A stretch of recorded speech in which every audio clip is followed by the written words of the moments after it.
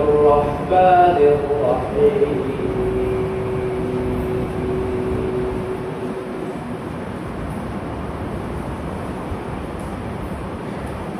نبئ عبادي أني أنا الغفور الرحيم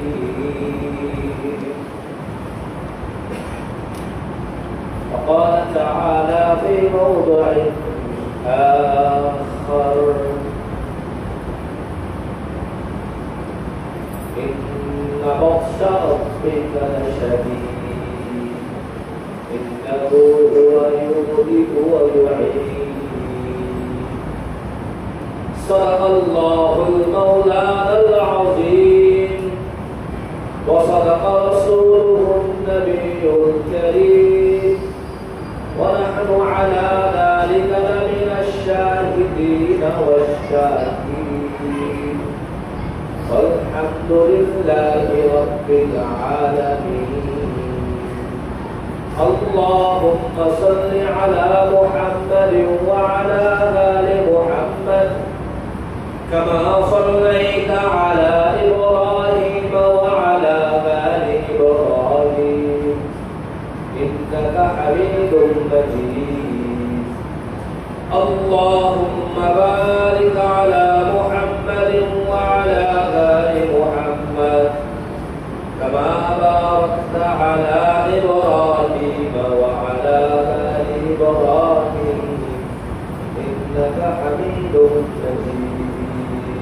الله أكبر الحمد لله محترم معزز حاضرين الله पाक के दरबार लाखों शुक्र जल्ल जलालुहु अम्मा नवालुहु আমাদেরকে আজকের এই পবিত্র জুমার দিনে জুমার নামাজ আদায়ের উদ্দেশ্যে আল্লাহ তাআলা উপস্থিতির আশার বসার সুযোগ দিলেন এজন্য রবের দরবারে শুকর আদায় করি আলহামদুলিল্লাহ लाखों कोटी लोग सना बरबदर मुक्ति शरीयत के पैगंबर जनाब मुहम्मद रसूलुल्लाह सल्लल्लाहु अलैहि वसल्लम शाने जो नबी বৈশিষ্ট্য ছিল আল্লাহ রাব্বুল ইজ্জাতের বাণীগুলো কোন প্রকার গোপন করা ছাড়া পুঙ্খানুপুঙ্খানুভাবে উম্মতের কাছে পৌঁছে দেয় আল্লাহ নবীকে নির্দেশ দিয়েছেন ইয়া আইয়ুহা রাসূল বাল্লিগ মা উনজিলা ইলাইকা মিন রাব্বিক সূরা মাইদা আল্লাহ বলেন হে নবী আপনার কাছে আমার পক্ষ থেকে যে সমস্ত নির্দেশনা বলে গিয়েছে আপনি জনগণের কাছে সব কিছু পৌঁছে দেন আপনার রবের কাছ থেকে আপনার কাছে যে ধরনের বাণীগুলো গিয়েছে নির্দেশনাবলীগুলো এসেছে আপনি উম্মার কাছে এই নির্দেশনাবলী পৌঁছে দেন এটা নবী সাল্লাল্লাহু আলাইহি ওয়াসাল্লামের বৈশিষ্ট্য আল্লাহ আম্বিয়া আলাইহিস সালামকে এই বৈশিষ্ট্য দিয়ে পাঠিয়েছেন এরপরে আরেক আয়াত আল্লাহ নাযিল করে জানিয়েছেন সূরা ইয়াসিনের মধ্যে স্পষ্ট এসেছে ওমা আলাইনা ইল্লাল বালাগ ওমা আলাইনা ইল্লাল বালাগ আমরা যারা ইসলামের বাণীগুলো আপনাদের কাছে পৌঁছাই নবী সাল্লাল্লাহু আলাইহি ওয়াসাল্লামের পরে পরবর্তী উলামায়ে কেরাম প্রত্যেক মানুষের জিম্মাদারি এটা যে প্রত্যেকটা বাণীগুলো যেভাবে এসেছে ওভাবে আপনাদের পর্যন্ত পৌঁছে দেয় এখানে আছে রূপা মুওয়াল্লামিন আও আমিন সামিঈন অনেক এমন আছে যাদের কাছে পৌঁছানো হয়েছে যারা সরাসরি শুনেছে এদের চেয়ে যাদের কাছে পৌঁছানো হয়েছে আমলের বিবেচনায় ওই হাদিসগুলো ওই কথাগুলো মানার বিবেচনায় সংরক্ষণের বিবেচনায় হতে পারে আগের জনের চেয়ে পরের জন আগে যাবে অসম্ভব না রূপা মুওয়াল্লামিন প্রত্যেক ওই ব্যক্তি যাদের কাছে পৌঁছানো হয়েছে আও আমিন সামিঈন যিনি শ্রবণ দরকারি হবে। এজন্য প্রত্যেকটা বাণী, প্রত্যেকটা কথা রাসূল সাল্লাল্লাহু আলাইহি ওয়াসাল্লাম যেভাবে বলেছেন, কোরআনে আল্লাহ তাআলা যেভাবে নাযিল করেছেন, আমাদের জিম্মাদারি সেভাবে আপনাদের পর্যন্ত পৌঁছে দেওয়া। মানা না মানা, বোঝা না বোঝা, মেনে নেওয়া না নেওয়া, এটা প্রত্যেকের ইখতিয়ারি। আমাদের জিম্মাদারি ওয়া মা আলাইনা ইল্লাল বালাগ। আল্লাহ বলেন তোমাদের জিম্মাদারি হলো পৌঁছানো, এরপরে অংশটুকু প্রত্যেকের জিম্মাদারি। নবী সাল্লাল্লাহু আলাইহি ওয়াসাল্লাম যখন সাহাবায়ে কেরামদের মাঝে দাওয়াতের কাজ করতে করতে করতে করতে করতে করতে এত পেরেশান যে এই উম্মত কেন ঈমান আনে না, কেন আল্লাহকে বোঝে না, কেন বোঝে না, কেন বোঝে না, এই পেরেশান করতে আল্লাহ আয়াত নাযিল করলেন সূরা কাহফ প্রথম পৃষ্ঠায়। নবী সাল্লাল্লাহু আলাইহি ওয়াসাল্লাম তাআলা বললেন ফালআল্লাকা বাখিউন নাফসাকা আলা আযারিহিম, ফালআল্লাকা বাখিউন নাফসাকা আলা আযারিহিম ইল্লা ইউমিনু বিহাদাল হাদীসি আসাফা। আপনি কি আপনাকে শেষ করে দিবেন? ফালআল্লাকা বাখিউন নাফসাকা, আপনি কি আপনাকে শেষ করে দিবেন? ইল্লা ইউমিনু, তারা যদি না মানে বিহাদাল হাদীস, এই আসমানি শাশ্বত বাণীগুলো যদি তারা মেনে না নেয়, আপনি কি আফসোস করতে করতে নিজেকে ধ্বংস করে দেবেন? মানে আফসোস করতে করতে নিজেকে ধ্বংস করার কারণ নাই। আপনি আপনার কাছে যেভাবে আয়াতগুলো এসেছে আপনি উম্মতের কাছে সেভাবে পৌঁছে দেন। পৌঁছানোর ব্যাপারে কোনো প্রকার খেয়ালও করবেন না। হাদিস, আয়াত, ইসলামের শাশ্বত বিধান যাদের সামনে পেশ করতে মাঝখানে কোনো প্রকারের ফলক সৃষ্টি করবেন না, মাঝখানে কোনো প্রতিবন্ধকতা সৃষ্টি করবেন না, বরং যেভাবে আপনার কাছে এসেছে ওইভাবে পৌঁছে দেন। কে মানবে কে মানবে না, কে নিবে কে নিবে না, কতটুকু নিবে কতটুকু নিবে না, এটা প্রত্যেকের ব্যক্তিগত হিসাবের উপরে ছেড়ে দেন। এটা প্রত্যেকের পার্সোনাল ইস্যু। গ্রহণ করা না করা তার পার্সোনাল ব্যাপার। কতটুকু নিবে কতটুকু নিবে না এটাও তার ব্যক্তিগত ব্যাপার। আপনার পক্ষ থেকে বাণীগুলো তাদের কাছে পৌঁছে, এটাই হলো ইসলামের বিধান। নবী সাল্লাল্লাহু আলাইহি ওয়াসাল্লাম এই বিধানগুলো জাতির সামনে পেশ করার জন্য দুটো মূলনীতি অবলম্বন করতেন। এক নম্বর হলো ব্যক্তিগত ইস্যু, দুই নম্বর হলো শরঈ ইস্যু। শামাইল তিরমিজি আপনারা যারা পড়েছেন বা যাদের পড়া সম্ভব হয়েছে, তিরমিজি শরীফের শেষ চ্যাপ্টার নবী সাল্লাল্লাহু আলাইহি ওয়াসাল্লাম শামাইল আল মুহাম্মাদিয়াহ, নবী সাল্লাল্লাহু আলাইহি ওয়াসাল্লামের সারা জীবনের বৈশিষ্ট্যগুলো সেখানে আছে। এখানে নবী সাল্লাল্লাহু আলাইহি ওয়াসাল্লাম সাহাবায়ে কেরামের সাথে অকৃত্রিম সম্পর্ক রাখতেন। অকৃত্রিম সম্পর্ক মানে মাঝখানে ছোট আর বড় কোনো লৌকিকতা ছিল না। নেতা আর প্রজার মাঝখানে কোনো লৌকিকতা ছিল না। শিক্ষক আর ছাত্রের মধ্যে কোনো লৌকিকতা ছিল না। নবী সাল্লাল্লাহু আলাইহি ওয়াসাল্লাম শিক্ষক, সাহাবায়ে কেরাম ছাত্র, সাহাবায়ে কেরাম আর নবীর মধ্যে কি ছিল না? কোনো প্রকারের লৌকিকতা ছিল না। একজনের সাথে আরেকজনের মিশার ব্যাপারে কোনো প্রকারের পর্দা ছিল না। একদম অকৃত্রিম সম্পর্ক। একটা হাদিসের মাধ্যমে আপনাদেরকে বিষয়টা, অকৃত্রিমতার বিষয়টা বোঝাই। আনাস ইবনে মালিক রাদিয়াল্লাহু আনহু বলেন যে কানা রাজুলান মিনাল বাদিয়াহ, একজন গ্রাম্য লোক ছিল, ইসমুহু যাহিদ, তার নাম ছিল যাহিদ। কি নাম? যাহিদ, নাম ছিল যাহিদ। তো সেই যাহিদ নবীর সাহাবী মদিনার বাইরে থাকতেন, মাঝে মাঝে শহরে আসতেন। হাদিসটা শুনেছেন আগে? শুনছেন আগে? না, শুনে না থাকলে মনোযোগ দিয়ে শুনেন। কেমন অকৃত্রিম সম্পর্ক। নবীর সাহাবী যাহিদ উনি থাকতেন গ্রামে, আসতেন শহরে। শহরে এসে গ্রাম থেকে শস্য, ফল ফলাদি, টাটকা জিনিস শহরে নিয়ে এসে বিক্রি করতেন। তো নবী সাল্লাল্লাহু আলাইহি ওয়াসাল্লাম বলতেন কারণ জাহিদুল বাদিয়াতুনা, জাহিদুল আমগো গ্রাম, আমরা হইলাম তার শহর। তার মানে ওই গ্রাম থেকে হাদিয়া নিয়ে আসবেন ওই ফল ফ্রুট শস্য। যখন শহর থেকে যাইতেন নবী সাল্লাল্লাহু আলাইহি ওয়াসাল্লাম ওনাকে শহর থেকে জিনিস হাদিয়া দিয়ে দিতেন। তো একদিন আসছেন, দেশে কেনা করতেছে,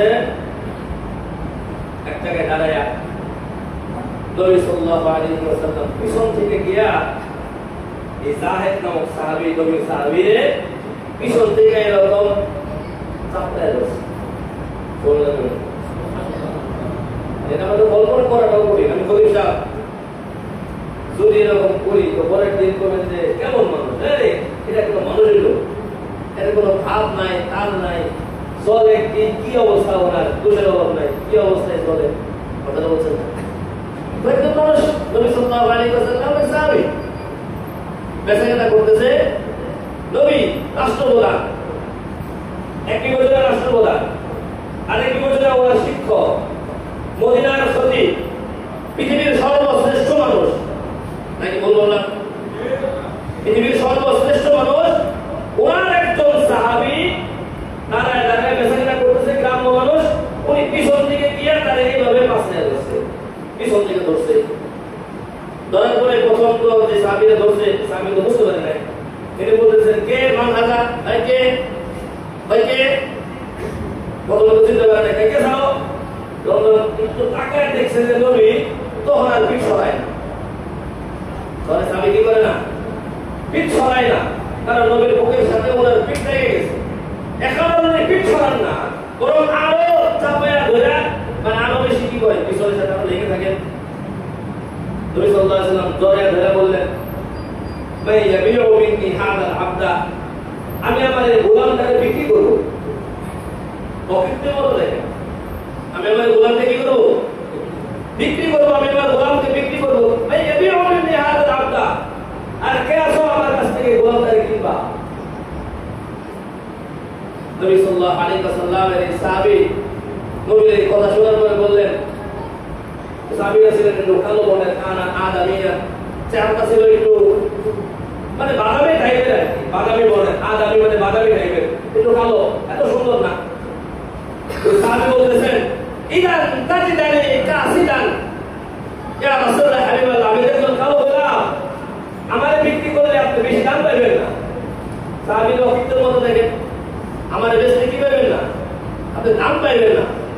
নবী সাল্লাল্লাহু আলাইহি ওয়াসাল্লাম বললেন, ওয়ালাকিন লাস্তা বিকাসির ইনদাল্লাহ, আরে তুমি আল্লাহর কাছে কম দামি না, তুমি আল্লাহর কাছে অনেক অনেক বেশি দামি। তুমি আল্লাহর কাছে কি অনেক বেশি দামি এবং মূল্যবান। তোমার দাম কম না, তোমার চেহারা কুৎসিত হতে পারে, তুমি দেখতে শুনতে গ্রাম্য মানুষ, দুনিয়ার হিসাব নিকাশ বুঝো না, চলতে ফিরতে তোমার অবস্থা দুর্বল হতে পারে, কিন্তু তুমি একজন মুসলমান, তুমি একজন ঈমানদার, তুমি একজন ঈমানদার হওয়ার কারণে তোমার দাম আল্লাহর কাছে অনেক অনেক বেশি। এটা ছিল নবী সাল্লাল্লাহু আলাইহি ওয়াসাল্লামের সাথে সাহাবায়ে কিরামের একেবারে অকৃত্রিম আয়োজন। কোন মজমায় বসা থাকলে সাহাবীদের সাথে যখন বসতেন, যখন বাহির থেকে গ্রাম থেকে কোনো লোক আসতো, আইসা জিজ্ঞাসা করতেন, মান মিনকুম মুহাম্মাদান, তোমাদের মধ্যে মুহাম্মদ কে, তোমাদের মধ্যে নবী কে, মুহাম্মদ কে। এমন ভাবে বসে সবার মধ্যে যাকে দেখে কি করা যায় না, চিনা যায় না যে কে নবী আর কে সাধারণ সাহাবী। এর মধ্যে নবীকে সাধারণ সাহাবীকে বসার কারণে কি করা যায় না, চিনা যায় না। আবার অনেকে জিজ্ঞাসা করা যায় তোমাদের মধ্যে মুহাম্মদ কে। আমরা যদি পাঁচজন একসাথে বসে এখানে নেতাকে দেখলেই বোঝা যায়, পাঁচজন হুজুর বসলে হুজুরের মধ্যে বড় হুজুরকে দেখলেই বোঝা যায়। আপনারা যদি 4-5 জন বসেন, ওই এলাকার মানে টাকাওয়ালাকে দেখলে বোঝা যায় না, বোঝা যায় না, খাবার বোঝা যায়। এদের ভিতরে দেখলে পার্থক্য করা যায়, উনি হলো বস আর এরা হলো এর সাঙ্গবন্ধ। আমরা হুজুরা বা 10 জন একসাথে বসলে এভাবে আপনারাও চিনা করতে পারবেন। সাজা কাজা মাথার মধ্যে মনে করেন ভিন্ন কিছু দেখলে একটা দূর থেকে বলবেন যে বড় হুজুরা মনে এরা সবাই ছোট হুজুর, কিন্তু সাহাবায়ে কেরাম নবীর সামনে যখন বসতে পারস্পরিক দেখা বোঝার কোনো সুযোগ ছিল না, দেখা বোঝার কি ছিল না, কোনো সুযোগ ছিল না। এটা নবীর শিক্ষা আমাদের কাছে, এটা আমাদের কাছে নবীর শিক্ষা। নবীর এই শিক্ষা ধারণ করা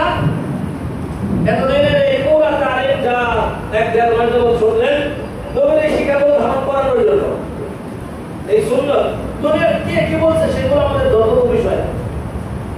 আপনি আর আমি কোরআন সুন্নাহ অনুযায়ী কতটুকু নিজেদের সাথে পারছি, আপনি আর আমি ইসলামের উপরে কতটুকু নিজেদেরকে সাথে পারছি, এটা হলো মুখ্য বিষয়। দুনিয়ার কোন বিষয় সেগুলো মুখ্য না। কারণ আয়াতের জিন্দেগি কয়দিন আছে, কে কয়দিন আছে, এটা কোনো হিসাবের বিষয়। এটা হলো সাহাবায়ে কেরামের সাথে নবী সাল্লাল্লাহু আলাইহি ওয়াসাল্লাম প্রকৃত সম্পর্ক। তিরমিজি শরীফে সামাইলে তিরমিজি আরেক কথা আছে, বাবু মিজাহি রাসূলুল্লাহ সাল্লাল্লাহু আলাইহি ওয়াসাল্লাম, হুজুর সাল্লাল্লাহু আলাইহি ওয়াসাল্লাম যে সাহাবায়ে কেরামের সাথে মজা করতেন, মজা মিথ্যা বলতেন না কিন্তু মজা করতেন, সেই মজার ঘটনা অনেক হাদিস আছে, সম্ভব হলে বাসায় গিয়ে দেখবেন।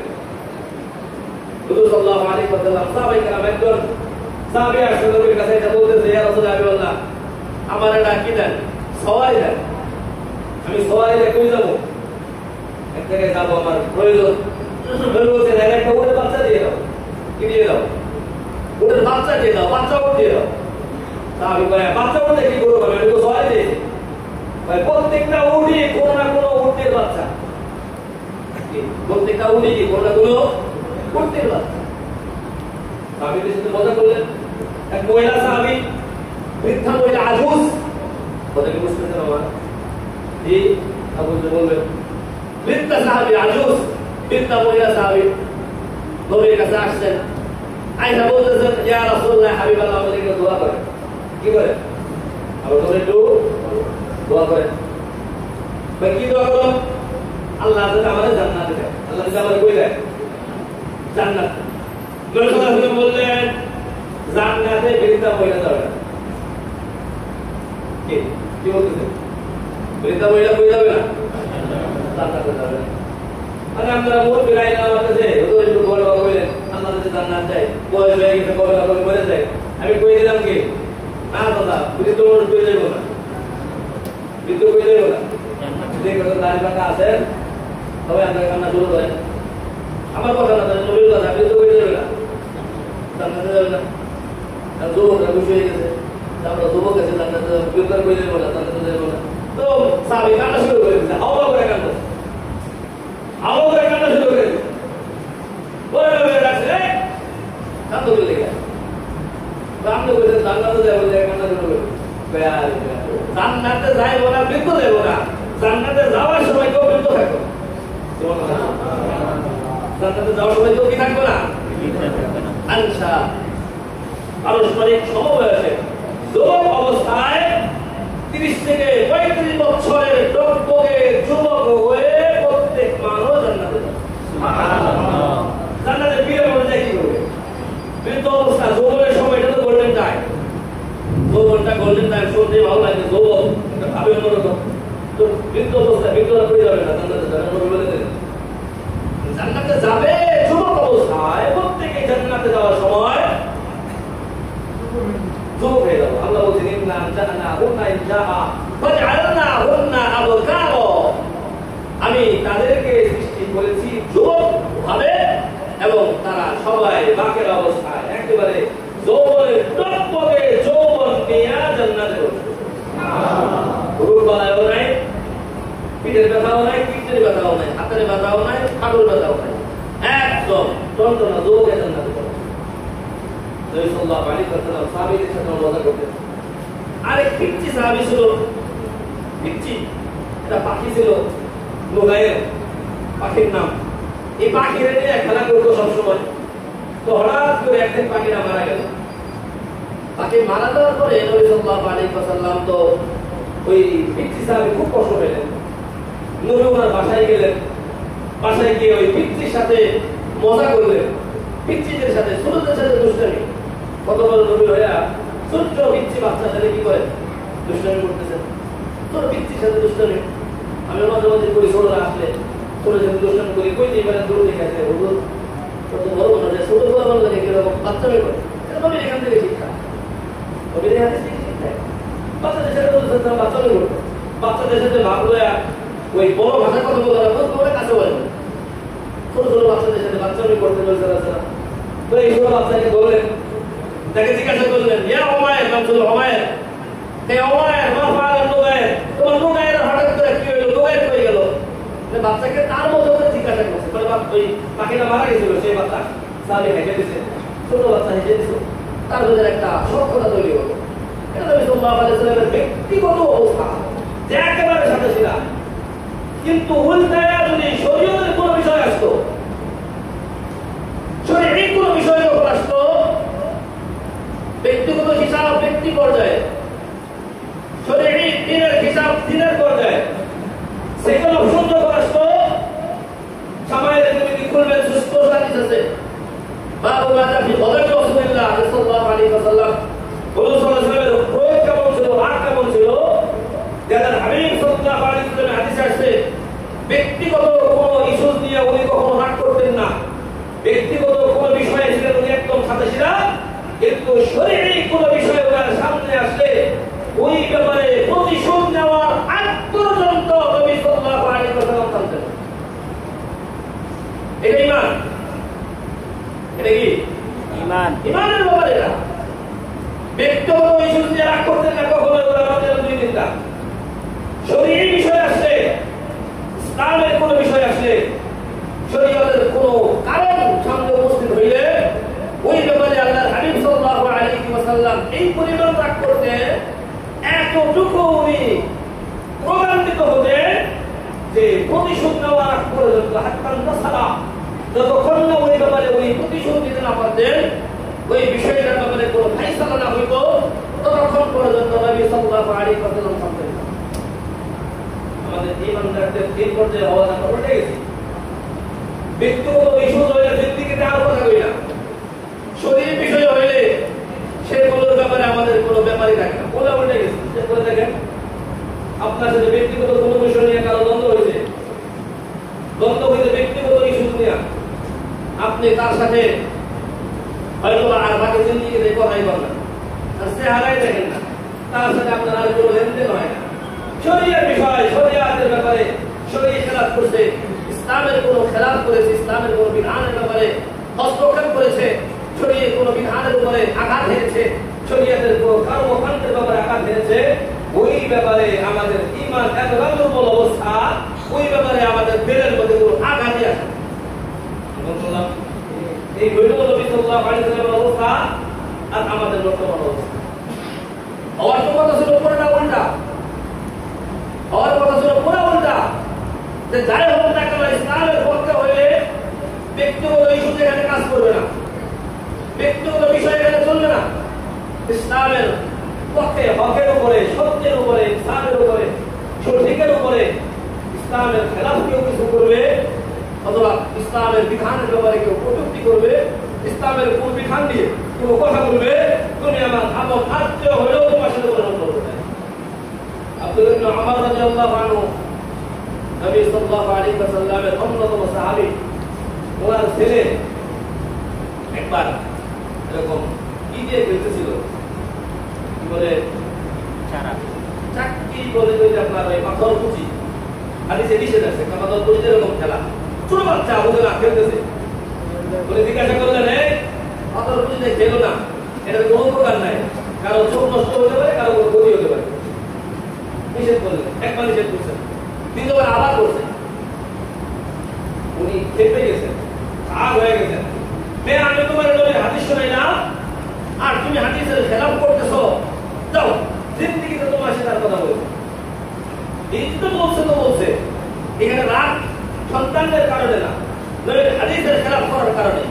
এই যে কথা বলা বন্ধ করছে, মৃত্যু পর্যন্ত ওই নিজের আপন সন্তানের সাথে আর কথা বলে, মৃত্যু পর্যন্ত আপন ছেলের সাথে আর কথা বলে নাই। কয় কেন? কয় আমি তোমার নবীর হাদিস শুনাই না, আর তুমি হাদিসের বিপরীত করলা, যাও তোমার সাথে আমার আর কিনা জিন্দিগিতে কথা। কিন্তু নবীর হাদিসের সাথে কেউ যদি খেলাফ করে, সাহাবায়ে কেরাম এইভাবে রাগান্বিত হইতেন, এইভাবে রাগান্বিত হইতেন। আমরা মুসলমান, বাংলাদেশে বসবাস করি আর যেখানে বসবাস করি না কেন, মুসলমানের সবচেয়ে আপন জিনিসের নাম হলো আল কোরআন। ইসলাম, ঈমান, কোরআন এটা মুসলমানের সবচেয়ে আপন, এর চেয়ে আপন আর কিছু নেই। না আছে পৃথিবীতে যা আছে, কাবা থেকে শুরু করে মদিনা মুনাওয়ারা, পৃথিবীর মসজিদ সহ সারা পৃথিবীর যত জায়গা স্পেস আছে, পৃথিবীর যত আছে, নবী রাসূলগণ থেকে শুরু করে পৃথিবীর এই সব সৃষ্টিকে বলা হয় মাখলুক, আল্লাহর সৃষ্টি। আল্লাহ এগুলোকে সৃষ্টি করেছেন, সবগুলো আল্লাহর সৃষ্টি। একমাত্র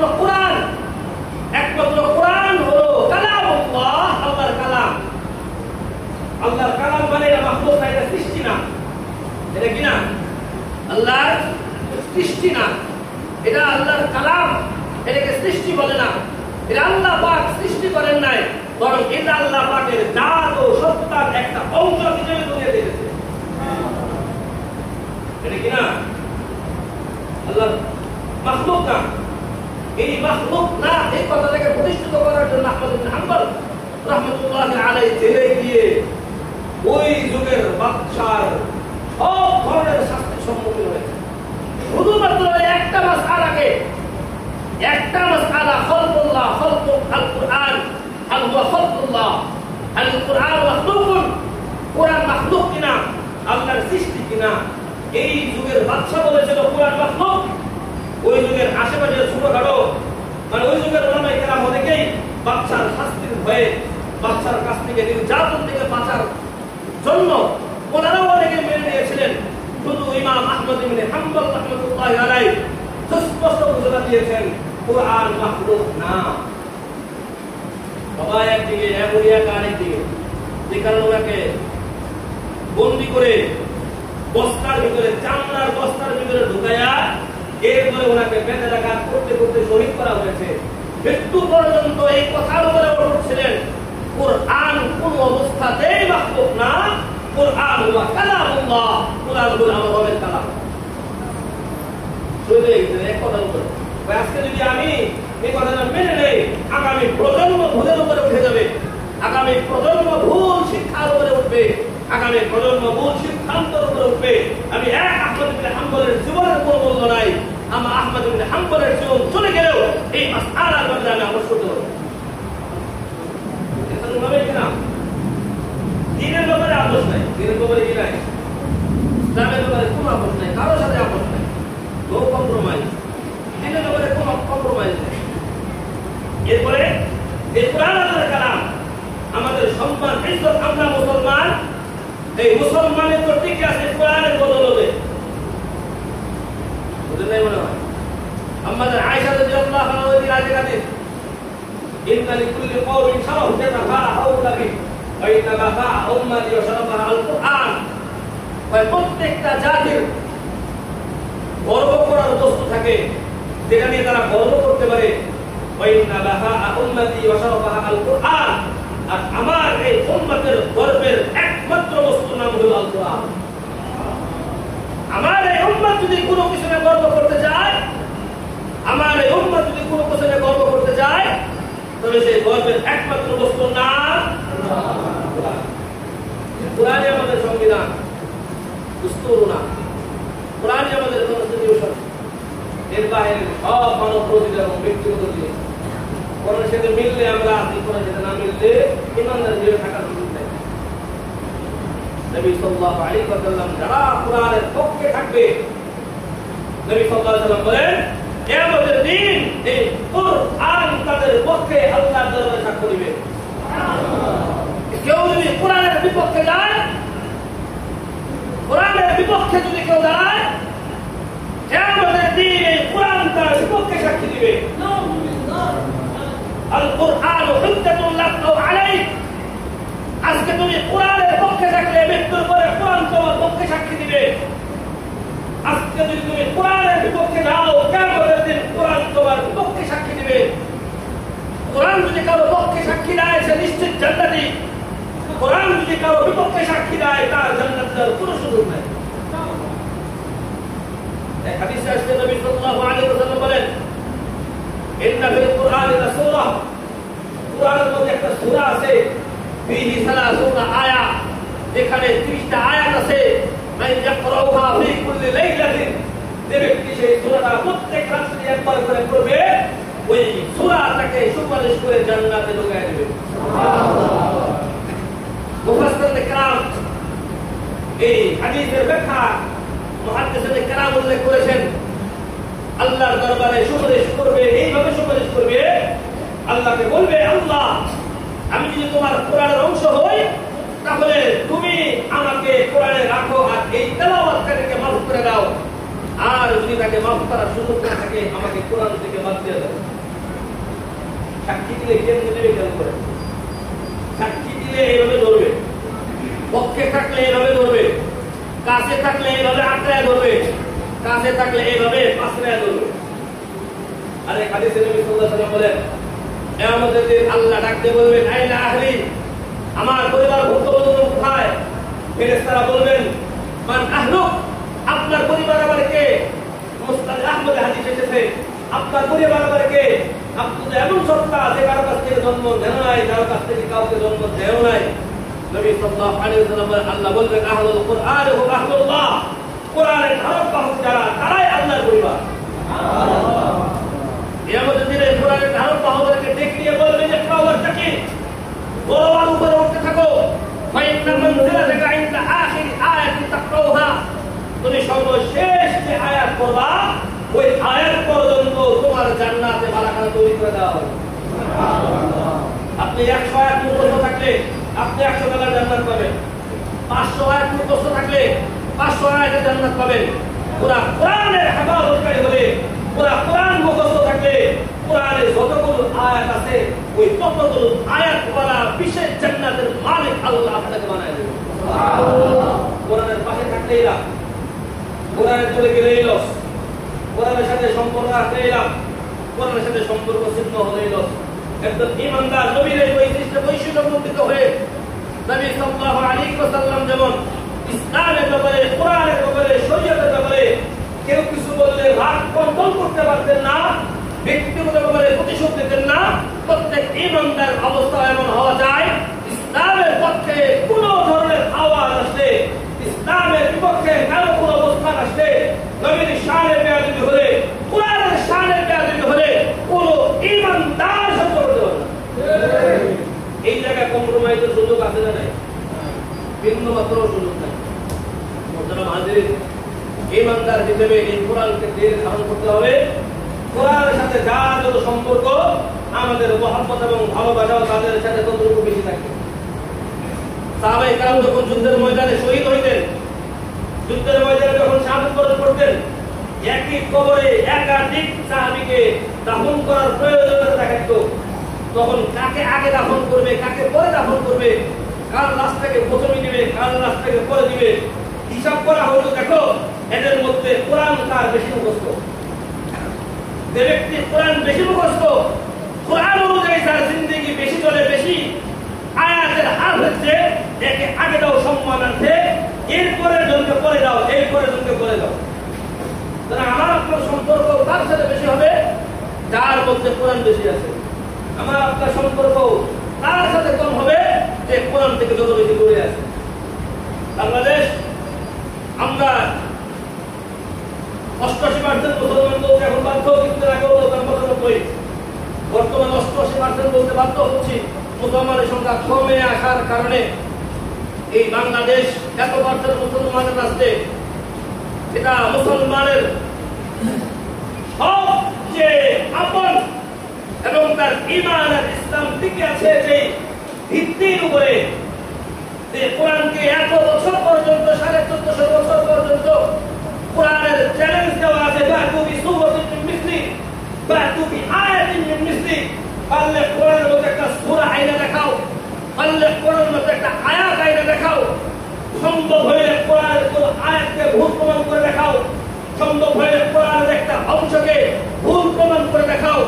1450 বছর পর্যন্ত ইসলাম বিদ্বেষী শক্তি, কোরআন সুন্নাহ বিদ্বেষী শক্তি, মানবতা বিরোধী শক্তি আজ পর্যন্ত শত চেষ্টা করে কোরআনের বিপক্ষে গবেষণা চালাইছে, কোরআনের বিপক্ষে গবেষণা চালায়া আজ পর্যন্ত একটা আয়াত দূরের কথা, একটা অক্ষরের বিপক্ষেও আজ পর্যন্ত বিজ্ঞান বিরোধী, আয়াত বিরোধী, কোরআনের মানবতার বিরোধী এবং সমাজ বিরোধী একটা অক্ষরকে আজ পর্যন্ত প্রমাণ করতে সক্ষম হয় নাই। বিজ্ঞান প্রমাণ দেওয়ার চেষ্টা করেছে এক এক সময়, একবার বলেছে পৃথিবী ঘুরে, একবার বলেছে চন্দ্র সূর্য ঘুরে। কোরআন 1400 বছর আগে বলে দিয়েছে পৃথিবী, চন্দ্র, সূর্য প্রত্যেকে তার নিজস্ব কক্ষপথে ঘুরে বিজ্ঞান একসময় থিওরি চেঞ্জ করতে বাধ্য হয়েছে, সর্বশেষ সিদ্ধান্ত নিয়েছে আমরা কোরআনের আয়াতের বিপক্ষে এক এক ধরনের বিজ্ঞানীরা গবেষণা করে ভিন্ন সিদ্ধান্ত শুনিয়েছিলাম।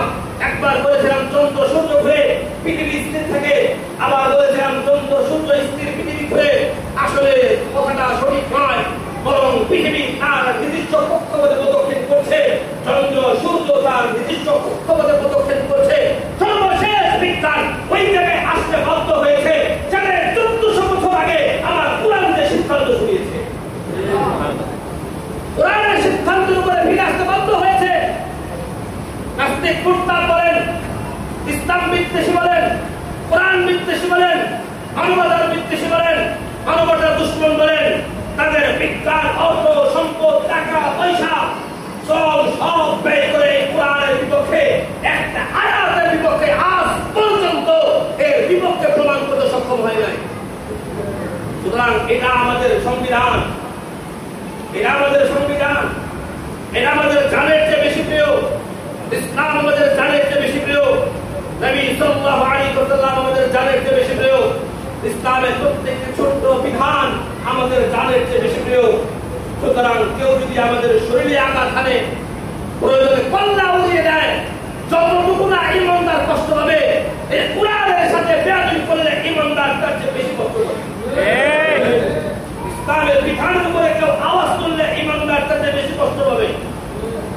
মোহতারাম হাজরিন, বাংলাদেশে এই সপ্তাহে নরসহ বিশ্ববিদ্যালয়ের এক কুলাঙ্গার আমার এই আল্লাহর কালামের উপরে আপত্তি করে আল্লাহর এই কালামের সাথে বেয়াদবি করেছে। রাষ্ট্রের পক্ষ থেকে তাকে গ্রেফতার করা হয়েছে। গ্রেফতার করার মধ্যেই যাতে সীমাবদ্ধ না থাকে, আমার এই কোরআনের দুশমনকে শুধুমাত্র গ্রেফতার পর্যন্ত সীমাবদ্ধ থাকলে তাওহীদি জনতা এটাকে কোনোভাবেই মেনে নেবে না।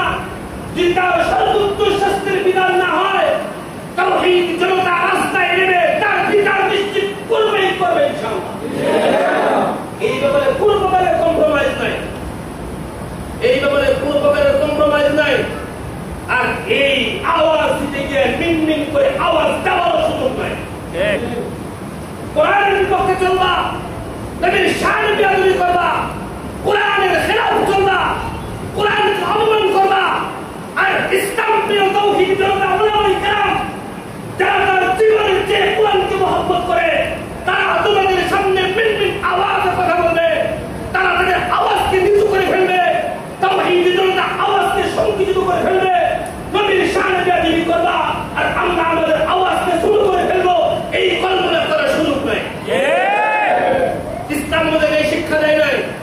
আমার ব্যক্তির উপর আঘাত হানো, আমার সম্পদ ছিনিয়ে নাও, আমার ব্যক্তির উপর আঘাত করো, আমাকে শারীরিক কষ্ট দাও, আমার ব্যাপারে কুচ্ছারণা করো, আমাকে গালিগালাজ করো, কসম খেয়ে বলি এই মাসলায় জিন্দেগিতে প্রতিশোধ দেব না। কোনো অসুবিধা নাই, আপনার ব্যাপারে আমার কোনো আওয়াজ নাই। আপনি আমি ব্যক্তির গোলামি, খুব খারাপ মানুষ, আমার ব্যাপারে যা ইচ্ছা তাই কেউ বলতে পারেন, আমি মানুষ হিসেবে খারাপ, খুব ভালো মানুষ না, এগুলির ব্যাপারে আমার কোনো আপত্তি নাই। কিন্তু কোরআনের বিপক্ষে, ইসলামের বিপক্ষে, নবীর শানের বেয়াদবি, ইসলামের বিধানের বিপক্ষে কথা বলবেন, ইসলামের বিধানের বিপক্ষে কোনো কথা হবে আর আমার কাছ থেকে প্রত্যাশা করবেন আমি ওই ব্যাপারেও কথা বলবো না, ওই ব্যাপারে আওয়াজ দিব না, ওই ব্যাপারে আমার জবান চুপ থাকবে, এই ব্যাপারে আশা করার কোনো সুযোগ নেই। এই ব্যাপারে আশা করার কোনো সুযোগ নাই। না, আমি ব্যক্তির উলামায়ের ব্যাপারে ভিন্ন মাসালা, কিন্তু ইসলামের বিধানের ব্যাপারটা ভিন্ন মাসালা, কোরআনের ব্যাপারটা ভিন্ন মাসালা, নবীর শানের বেয়াদবির মতো বিষয়টা ভিন্ন মাসালা। কারণ নবীরা শিখিয়েছেন আমাদেরকে, এটা আমাদের আদর্শ, এটা নবী সাল্লাল্লাহু আলাইহি ওয়াসাল্লামের আদর্শ। এটা ইসলাম আমাদেরকে এভাবেই শিখিয়েছেন, ইসলাম আমাদেরকে এভাবেই জানিয়েছেন। এই জন্য আমরা মুন্সিপাল জামে মসজিদের পক্ষে, আপনার এই মসজিদের প্রত্যেকটা মুসল্লির পক্ষে, রাষ্ট্রীয় দায়িত্বশীল যারা আছেন এদের ব্যাপারে আমরা এদের কাছে আমরা আবেদন জানাই, অনুরোধ জানাই, নম্র ভাষায় জানাই, তাকে গ্রেফতার করছেন সর্বোচ্চ শাস্তি দেন, তাকে গ্রেফতার করছেন কি করে সর্বোচ্চ শাস্তি দেন, প্রকাশ্যে শাস্তি দেন। কোন পলিসি করে, কোন সিস্টেম দেখায়া, আইনের ফাঁক করে দিয়া কোরআন অবমাননাকারী এই সমস্ত কুলাঙ্গারদেরকে সুযোগ দিন। যদি এই 88% তাওহীদি জনতার রোশানলে পড়তে না চান, 98% তাওহীদি জনতার রোশানলে পড়তে না চান, তাহলে তাদের ব্যাপারে কোনো প্রকারের সফট কর্নার অবস্থান নেবেন না। সর্বোচ্চ শাস্তি দেন এবং প্রকাশ্যে শাস্তি দেন। আমরা আপনাদেরকে সুযোগ দিয়েছি, তোমার বয়ান থেকে এই আওয়াজ দিয়ে আমরা আপনাদেরকে সতর্কবাণী শুনিয়ে ক্ষান্ত হলাম। যদি ব্যবস্থা গ্রহণ না হয়, দল মত নির্বিশেষে টুপি দাড়ি পাঞ্জাবি জুব্বা পরি না না পরি, জামা ছোড়ো না বলো, টুপি আছে না নাই, পাগড়ি আছে না নাই, গেঞ্জি নাকি লুঙ্গি, কি ব্যবহার করি আমরা, আমাদের দূরত্ব রাজনৈতিক আছে না নাই, এই ব্যাপারে আমাদের মধ্যে আর কোনো দূরত্ব থাকবে না। বরং কাঁধে কাঁধ মিলিয়ে তাওহীদি জনতা বিচার কার্য নিশ্চিত করার জন্য কাঁধে কাঁধ মিলিয়ে একসাথে আমরা নবীর শানের কোরআনের দায়িত্ব করতে ওয়ালার শাস্তি নিশ্চিত করে করে ঘরে ফিরব ইনশাআল্লাহ। ইনশাআল্লাহ আল্লাহ পাক আমাদের সকলকে কোরআনের সাথে থাকার তৌফিক নসিব করুন, আমিন আমিন। মৃত্যু পর্যন্ত কোরআনের পক্ষে থাকার তৌফিক নসিব করুন, আমিন আমিন। কোরআন নিয়ে বাঁচার তৌফিক নসিব করুন, আমিন আমিন। কোরআন নিয়ে মৃত্যু বরণ করার তৌফিক নসিব করুন, আমিন আমিন। মৃত্যুর পরে কোরআন যাতে পক্ষে সাক্ষী দেয়, আল্লাহ পাক আমাদেরকে সেই তৌফিক দান করেন, আমিন। সাথে এই কোরআন যাতে আমাদের বিপক্ষে না যায়, রব আমাদেরকে সেভাবে প্রস্তুতি নেওয়ার তৌফিক নসিব করুন, আমিন আমিন। তো তারা মুআজ্জাজ হাজিরিন, মুন্সিবের জামে মসজিদ আপনাদের সার্বিক সহযোগিতায় উন্নতি করা হচ্ছে, আগে বাড়ছে। মেহেরবানি করে উপরে নিচে দোতলায় তিনতলায় যে যেখানে আছেন মসজিদের কালেকশন হচ্ছে, মেহেরবানি করে মসজিদের কালেকশনে করলেন ইনশাআল্লাহ। দোতলায় তিনতলায় চারতলায় পাঁচতলায় ছয়তলায় যে যেখানে আছেন মেহেরবানি করে মসজিদের কালেকশনে করে নেন। জুমার মুসল্লিদের গত জুমার দানের পরিমাণ ছিল ৬,০০০ টাকা, আলহামদুলিল্লাহ। জোগাড় কালেকশন ছিল ১৫৩৭ টাকা, দান বক্সের পরিমাণ ছিল ১৪৫৬ টাকা, মাসিক বেতন কালেকশন ছিল ১৪,০৬০ টাকা। আল্লাহ পাক আমাদের সকলকে মসজিদের কাজে আরো বেশি অংশগ্রহণ করার তৌফিক নসিব করুন, আমিন। মুআজ্জাজ হাজিরিন, মসজিদের কালেকশন হচ্ছে, মন খুলে কালেকশন করার চেষ্টা করুন, মন খুলে দান করার চেষ্টা করুন, মন খুলে আগে আসার চেষ্টা করুন। মসজিদের কাজ হয়, নির্মাণ কাজ চলতেছে, উপরে বেশ কিছু কাজ আছে, বেশ কিছু জরুরি কাজও আছে। এই কাজগুলো আপনাদের আন্তরিক সহযোগিতা ছাড়া করা সম্ভব না। আন্তরিক সহযোগিতা প্রয়োজন, যার মাধ্যমে আমরা আমাদের কাজগুলো সুন্দরভাবে আমরা সম্পন্ন করতে পারবো ইনশাআল্লাহ। মুহতারাম মুসলিম ইসলাম, গত রবিবার আমি আসছিলাম একটা মসজিদে একটা প্রোগ্রামে। মাগরিবের নামাজের পরে বয়ান নামতে নামতে ছিলাম কিছু দোতলায়।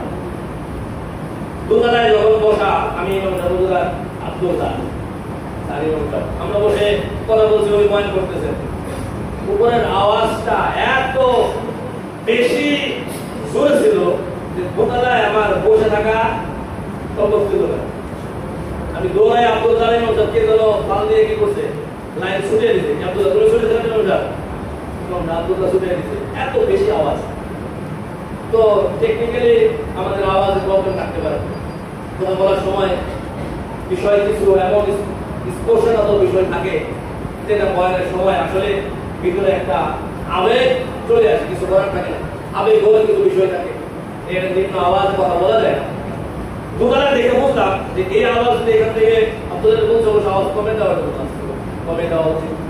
এখানে যদি আওয়াজে এত জোরে আওয়াজ গেলে দোতলায় নিস্তালা আলহামদুলিল্লাহ আপনারা শুনেন, দোতলায় মনে হয় না যে সুন্দর আওয়াজের কথা শোনা সম্ভব। এই পরিমাণ আওয়াজটা বেশি ছিল, আমি নিজেই বুঝতে পারি নাই। তো আমার আওয়াজ শুনে মুসল্লিরা বলবে, এটা পরীক্ষায় করবো যে আমাদের সাউন্ড বক্সের কোনো টেকনিক্যালি আওয়াজে কোনো জিনিসের ঘাটতি আছে কিনা, টেকনিক্যালি কোনো প্রবলেম আছে কিনা, যে কারণে আওয়াজগুলোকে নিয়ন্ত্রণ করার অনেক যন্ত্র আছে যেগুলোকে আপনার সরাসরি কানে আওয়াজগুলো কি লাগে না, সরাসরি আপনার ওই হাতুড়ের মতো পিটায় কিছু আওয়াজ আছে, যেখানে আপনার আমার নিজেরই বন্ধ করতে বাধ্য হয়েছে আমি। আপনার আমার বয়ান কেমনে শুনছেন জানতে না হয় বাবু, দোতলায় তিনতলায় যারা বয়ান করেছেন সাউন্ডগুলো নিয়ন্ত্রণ করতে হবে যাতে করে আপনাদের আওয়াজে আপনাদের প্রবলেম না হয়। মসজিদের দায়িত্বশীলরা আমাদের আকরাম ভাই ছিলেন, ওই দিন কথা বললেন, পরিবেশের কথা বলেছেন, তার প্রস্তুতি নিচ্ছে। কোন কোন জায়গা প্রবলেম আছে, সাউন্ড বক্স প্রয়োজনে কোনটা চেঞ্জ করতে হবে, চেঞ্জের জন্য প্রস্তুতি নিচ্ছে। তো ইনশাআল্লাহ আমরা সামনের জমায় বা পরবর্তীতে পরামর্শ করে আমরা আপনাদের সাথে সেই জিনিসগুলোর ব্যাপারে আপনাদের সাথে কথা বলবো ইনশাআল্লাহ। আপনারা আগেও যেভাবে মসজিদের কাজে আন্তরিকতার সাথে সহযোগিতা করেছেন, যে কোনো প্রয়োজনে সামনেও ইনশাআল্লাহ মসজিদের প্রত্যেকটা প্রয়োজনে আপনারা পাশে থাকবেন ইনশাআল্লাহ। কি বলেন? মসজিদের কাজে আপনারা সাথে থাকবেন। তথাপিও যাদের বেশি কষ্ট হয়েছে, আমি গত রবিবারের আওয়াজের কথা বললাম, বলগজিত আমাকে করতে হয়েছে, যাদের কষ্ট বেশি হয়েছে, তো সমস্ত ভাইদের কাছে আমিও ব্যক্তিগতভাবে কষ্টের কারণে আমার নিজের আওয়াজে কষ্ট পাইলে তো ক্ষমা প্রার্থী। আমি এগুলো টেকনিক্যাল আমার জানাই ছিল না, এত আওয়াজ আব্দুল্লাহ দিয়ে থাকি, আব্দুল্লাহ কিছু দুষ্কৃতি হবে, তো কমে দেওয়ার জন্য বলেছি। সামনে আশা করছি ইনশাআল্লাহ আপনাদের কানের আওয়াজগুলো সুন্দর মতো পৌঁছবে ইনশাআল্লাহ। আজকের কথাগুলো কি ঠিক মতো বোঝা গেছে? জি রিজার্ভ ঠিক আছে, আলহামদুলিল্লাহ। কথা তো সব ভাবেই বলা যায়, সব অ্যাঙ্গেলে বলা যায়, যে একটা অপশন থাকে যেখানে একটু আওয়াজটা বড় হয়, তবে সাউন্ড বক্সটা যদি নিয়ন্ত্রিত আওয়াজ থাকে আপনাদের এতটুকু কষ্ট হবে না। আল্লাহ আমাদের সকলকে সর্ব অবস্থা ইসলামের পক্ষে দ্বীনের সাথে থাকার তৌফিক দান করুন।